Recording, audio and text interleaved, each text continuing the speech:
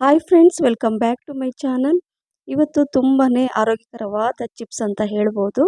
ಏನು ಚಿಪ್ಸು ಅಂತ ನಿಮಗೆ ಗೊತ್ತಾಗುತ್ತೆ ನೋಡಿ. ಈ ಹಾಗಲಕಾಯಿ ಚಿಪ್ಸ್ ತುಂಬಾ ಕುರುಮ್ ಕುರುಮ್ ಕ್ರಿಸ್ಪಿಯಾಗಿರುತ್ತೆ. ನೋಡಿ ತೋರಿಸ್ತೀನಿ ಅಲ್ವಾ. ಇಷ್ಟು ಕ್ರಿಸ್ಪಿಯಾಗಿ ನೀವು ಮನೆಯಲ್ಲೇ ಕೇವಲ ಒಂದು 10 ನಿಮಿಷದಲ್ಲಿ ಮಾಡ್ಕೋಬೋದು. ಈ ಹಾಗಲಕಾಯಿ ಚಿಪ್ಸು ನೀವು ಪಲ್ಯ ಎಲ್ಲ ತಿಂದಿರ್ತೀರಾ, ವಿವಿಧ ರೀತಿಯ ಅಡುಗೆಗಳು ಅಂದರೆ ರೆಸಿಪಿನ ಮಾಡಿರ್ತೀರಾ. ಆದರೆ ಹಾಗಲಕಾಯಿ ಚಿಪ್ಸು ಮನೆಯಲ್ಲೇ ಮಾಡಿದ್ದೀರಾ? ಮಾಡಿಲ್ಲ ಅಂದರೆ ನೋಡಿ, ಈ ರೀತಿಯಾಗಿ ಮಾಡಿ ತುಂಬ ಸುಲಭವಾಗಿ ಮಾಡ್ಕೋಬೋದು. ಒಂದು ಪಾತ್ರೆಯಲ್ಲಿ ನಾನು ಒಂದು 2 ಸ್ಪೂನಷ್ಟು ಉಪ್ಪನ್ನು ಹಾಕಿಟ್ಟಿದ್ದೀನಿ. ಉಪ್ಪು ನೀರಲ್ಲಿ ತೊಳ್ಕೊಬೇಕು. ಒಂದು 5ರಿಂದ 6 ಹಾಗಲಕಾಯಿ, ತುಂಬ ಸ್ಮಾಲ್ ಹಾಗಲಕಾಯಿ ಇದು, ನೋಡ್ತಾ ಇರ್ಬೋದು.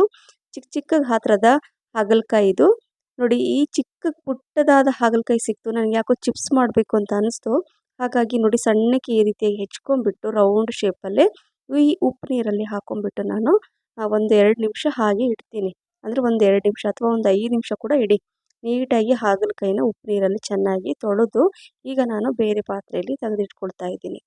ನೋಡಿ, ಈ ರೀತಿಯಾಗಿ ತೆಗೆದಿಟ್ಬಿಟ್ಟು ನಂತರ ಮತ್ತೆ ನೀಟಾಗಿ ನೀರು ಹಾಕ್ಕೊಂಡು ಚೆನ್ನಾಗಿ ತೊಳ್ಕೊಬೇಕಾಗತ್ತೆ.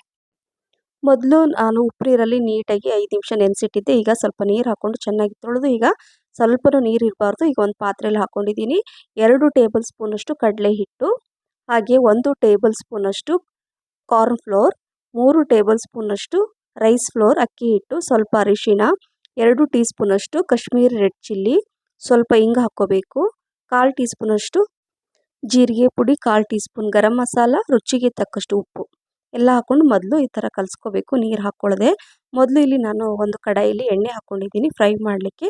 ಅದು ಬಿಸಿ ಆಗಲಿ ಅಷ್ಟರಲ್ಲಿ ಇದನ್ನು ಮಿಕ್ಸ್ ಮಾಡ್ಕೊಳ್ಳೋಣ.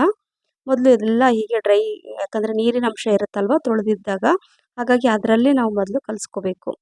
ನಂತರ ನೋಡಿ, ಈ ರೀತಿಯಾಗಿ ನೀರು ಲೈಟಾಗಿ ನೀರನ್ನು ಹಾಕ್ಕೊಂಡು ಈ ರೀತಿಯಾಗಿ ಕಲಿಸ್ಕೋಬೇಕಾಗತ್ತೆ. ಒಂದೇ ಸಲ ಜಾಸ್ತಿ ನೀರು ಹಾಕೋಬೇಡಿ.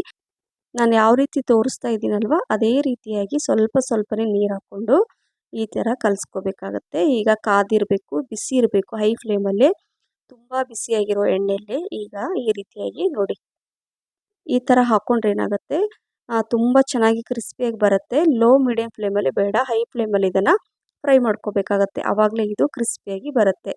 ಸೊ ಈಗ ಹಾಕಿದ ಮೇಲೆ ಒಂದು 30 ಸೆಕೆಂಡ್ ಬಿಟ್ಟು ನಂತರ ಈ ರೀತಿಯಾಗಿ ಮಿಕ್ಸ್ ಮಾಡ್ಕೋಬೇಕು. ನೋಡಿ, ಈ ರೀತಿಯಾಗಿ ನೀವು ಮಾಡಿಕೊಂಡ್ರೆ ಚಿಪ್ಸು ಮನೆಯಲ್ಲೇ ಹಾಗಲಕಾಯಿ ಚಿಪ್ಸು ಮಾಡಿಕೊಂಡು ತಿನ್ಬೋದು. ಹೊರಗಡೆ ತಂದು ತಿನ್ನೋದಕ್ಕಿಂತ ಮನೆಯಲ್ಲೇ ನೀವು ಹಾಗಲಕಾಯಿ ಈ ರೀತಿಯಾಗಿ ಚಿಪ್ಸ್ ಮಾಡಿಕೊಂಡು ತಿನ್ನಿ, ತುಂಬ ಚೆನ್ನಾಗಿರುತ್ತೆ. ಬಿಸಿ ಬಿಸಿ ಅನ್ನದ ಜೊತೆಗೆ ಈ ರೀತಿ ಸೈಡ್ ಇಟ್ಕೊಂಡು ತಿಂತಾ ಇದ್ರೆ ಅಥವಾ ಟೀ ಕಾಫಿ ಜೊತೆ ಕೂಡ ಇದು ಪರ್ಫೆಕ್ಟ್ ಆಗಿರುತ್ತೆ. ಕೆಲವರು ಹೇಳ್ತಾರೆ, ಶುಗರ್ ಇದ್ದವ್ರಿಗೆ ಏನಾದರೂ ರೆಸಿಪಿ ಹೇಳಿ, ಅವ್ರಿಗೂ ಬಾಯಿ ಚಟ್ಪಟ ಅಂತ ಇರುತ್ತೆ, ತಿನ್ನಬೇಕು ಅಂತ ಅನಿಸ್ತಾ ಇರುತ್ತೆ ಅಂತ ಹೇಳ್ತಾರೆ. ಹಾಗಾಗಿ ನಾನು ಈ ಶುಗರ್ ಇದ್ದವರಿಗೆ ಒಂದು ಆರೋಗ್ಯಕರವಾದ ಈ ರೆಸಿಪಿ ಅಂತ ಹೇಳ್ತಾ ಇದ್ದೀನಿ. ಶುಗರ್ ಇದ್ದವರಿಗೆ ಅಂತಲ್ಲ, ಎಲ್ಲರೂ ಕೂಡ ತಿನ್ಬೋದು ಆರೋಗ್ಯಕರವಾದ ಈ ಚಿಪ್ಸು. ಈ ಥರ ಮಾಡ್ಕೊಳ್ಳಿ. ಸ್ವಲ್ಪ ನಾನು ಕರಿಬೇವು ಸೊಪ್ಪನ್ನು ಹಾಕ್ಕೊಂಡ್ಬಿಟ್ಟು ಫ್ರೈ ಮಾಡ್ಕೊಂಡು ಕೂಡ ಇಟ್ಕೊಂಡೆ. ತುಂಬ ಚೆನ್ನಾಗಿರುತ್ತೆ, ಕ್ರಿಸ್ಪಿಯಾಗಿರುತ್ತೆ ಕರಿಬೇವು ಸೊಪ್ಪು ಕೂಡ. ಈಗ ನೋಡಿ ಎಷ್ಟು ಕ್ರಿಸ್ಪಿಯಾಗಿ, ಎಷ್ಟು ಚೆನ್ನಾಗಿ ಸೌಂಡ್ ಬರ್ತಾ ಇದೆ, ನೋಡ್ತಾ ಇದ್ರಲ್ವಾ. ಸೊ ಹಾಗಾಗಿ ಈ ರೆಸಿಪಿನ ನೀವು ಮಿಸ್ ಮಾಡದೆ ಮಾಡಿ ತಿನ್ನಿ. ಹೊರಗಡೆ ತಂದು ತಿನ್ನೋದಕ್ಕಿಂತ ಮನೆಯಲ್ಲೇ ಈ ರೀತಿಯಾಗಿ ಮಾಡಿ ತಿನ್ನಿ ಅಂತ ಹೇಳ್ತಾ ಇದ್ದೀನಿ. ನೋಡಿದ್ರಲ್ವಾ, ಈ ರೀತಿ ಈ ಹಾಗಲಕಾಯಿ ಚಿಪ್ಸು ನಿಮಗೆಲ್ಲರೂ ಇಷ್ಟ ಆಗಿದ್ದರೆ ಲೈಕ್, ಶೇರ್, ಕಮೆಂಟ್ಸ್ ಮತ್ತು ಸಬ್ಸ್ಕ್ರೈಬ್ ಮಾಡೋದನ್ನು ಮರಿಬೇಡಿ. ಹಾಗೆ ನಿಮ್ಮ ಫ್ರೆಂಡ್ಸ್ ಮತ್ತು ಫ್ಯಾಮಿಲಿ ಕೂಡ ಶೇರ್ ಮಾಡಿ. ಮತ್ತೆ ಸಿಗ್ತೀನಿ. Thank you for watching. Bye.